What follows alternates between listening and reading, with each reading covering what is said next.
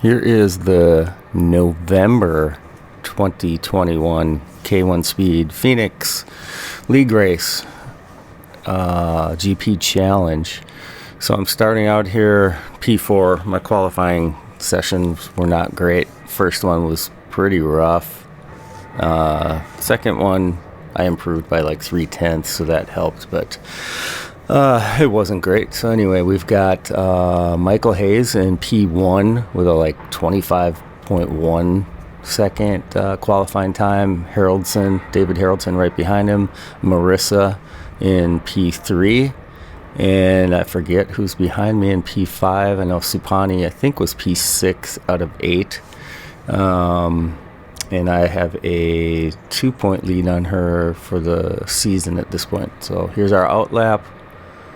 We'll be coming up on a green, and away we go. The theme for this race was bumper cars. So you see some hammering there. That wasn't too bad, but man, it gets worse. I'm just trying to stick to Marissa here. Hayes gets through, Haraldson behind. Marissa contact with the wall there a little bit, but she still gets through. I'm kind of watching what's going on here. There's not a whole lot yet, so I'm just trying to stay close to Marissa. But you're going to start to see some contact with David and Michael up there. Marissa goes a little deep there and taps the wall. Excuse me. And now that we're a couple laps in, and I feel like I've got a pretty good pace here staying on Marissa. And you can see that there's a gap forming there between P1 and 2 and then Marissa. But that gap closes there when you see Haraldson and Hayes making contact. Then I smash into the back of Marissa trying to get through that chicane. Looks like David's trying to make a move there to get past Michael again. And then Marissa right in, tucked in. So, I mean, we're super close contact here. And I don't know if you can tell on the video, there's some contact between us. And then we're banging the walls. Here we go. Can't all go through there. Too wide through that chicane is not great, which foreshadows my race later. I don't know if you could see it in the video. Marissa tapped David, and David went deep. And then I think David was maybe trying to make a point there and get back. I'm just kind of watching all this unfold and doing my best to stay close to the bumper in front of me. That's really all I was trying to do. I was not worried about making a move here because it was just too much chaos anyway. And I was also concerned that with all of this contact, everyone in front of me was slowing each other down with all of this fighting. And so I was thinking, what's this person behind me? Where are they? And I didn't really head check, but I felt like, man, we're too bunched up here, and I'm just going to try to get through here clean and not worry about making another move and adding to the chaos. So David's behind Marissa here. Michael's kind of pulling away. And if it was here, it's a pretty sweet move by David. Kind of went out wide and then cut back through there. Man, this track is just so tight, though. There's so few places to really get past each other. But David does. He gets through there, and he's trying to chase Michael down. I'm still trying to stick with Marissa here. We're on lap 7.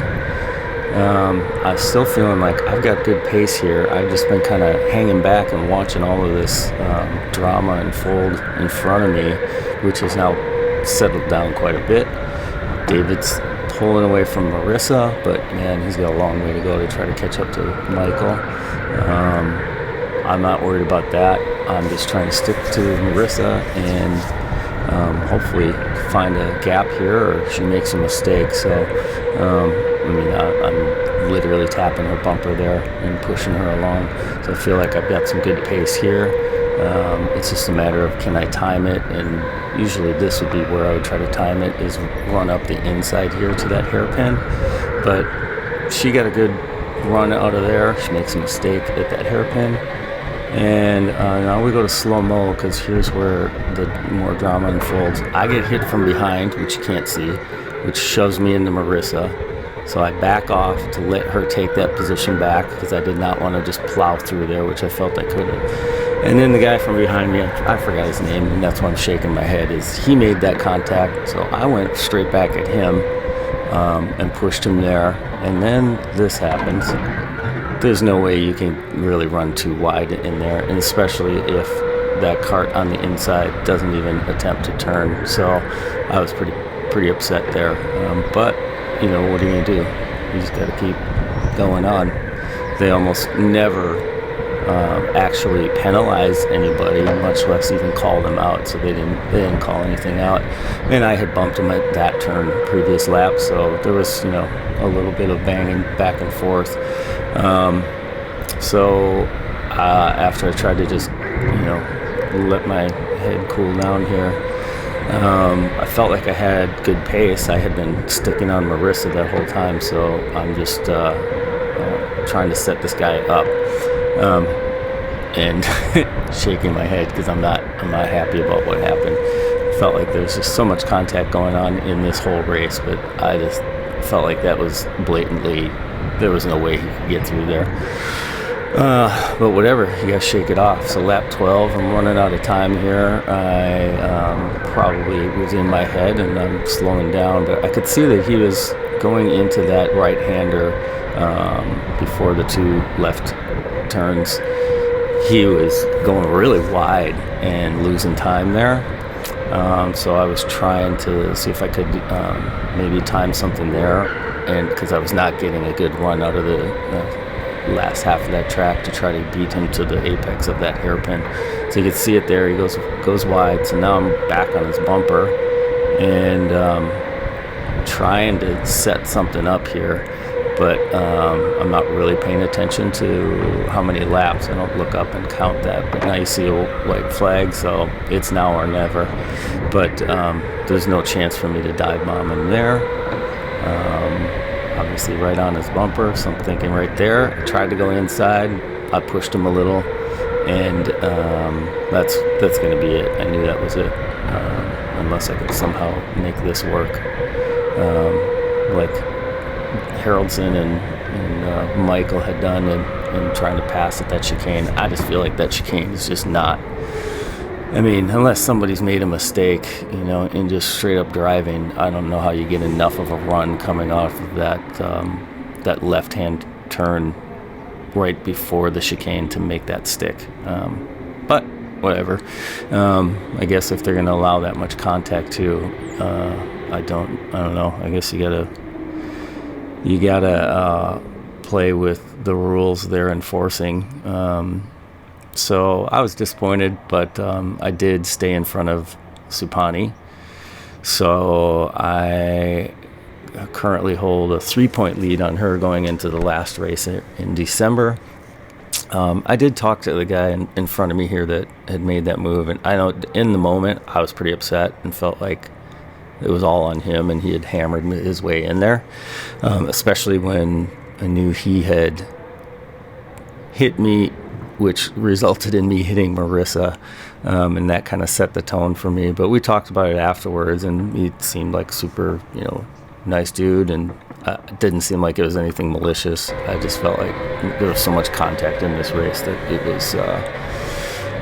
was pretty rough, especially compared to the last few that we've had. But that's that. So next race is the last race of the season, and David Haraldson has first place locked up. It'd be nearly impossible to do anything about that. I've got a 3-point lead on Supani in third, and then Supani's in third, and I forget who's in fourth, but I don't think they've got a realistic shot of getting in front of Supani or me at this point in the season. But let me know in the comments here if those incidents or any of these incidents, if you got thoughts on that. Yeah, cool. See you next time.